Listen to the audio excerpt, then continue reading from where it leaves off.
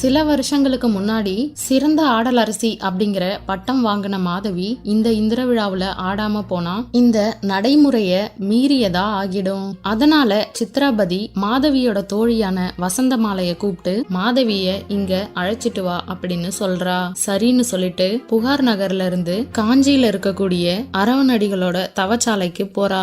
அங்க போய் மாதவிய பாக்குறா. ரொம்ப நாள் கழிச்சு தன்னோட தோழியை பார்த்த மாதவி ரொம்பவும் சந்தோஷப்படுறா.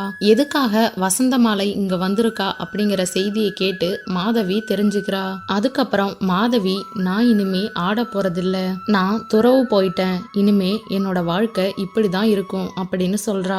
அதுக்கு வசந்தமாலை, சரி நீ தான் ஆட போறதில்ல, மணிமேகலையாவது அனுப்பி வையேன் அப்படின்னு கேக்குறா. அதுக்கு மாதவி, மணிமேகலை என்னோட மகள் மட்டும் இல்ல, கண்ணகியோட மகளும் தான். அப்படிப்பட்ட ஒரு கற்புக்கரசியோட மகள் கணிகையர் குலத்துல இனிமே ஆடக்கூடாது அப்படின்னு சொல்லி வசந்த மாலைய அங்கிருந்து புகார் நகருக்கே அனுப்பி வச்சிடுறா. புகார் நகருக்கு வந்த வசந்த மாலை மாதவி சொன்னதை எல்லாமே சித்ராபதி கிட்ட சொல்றா. சித்ராபதிக்கு சரியான கோபம் வந்துருது. இந்த வீடியோ உங்களுக்கு பிடிச்சிருந்ததுன்னா சேனலை சப்ஸ்கிரைப் பண்ணி லைக், ஷேர், கமெண்ட் பண்ணுங்க.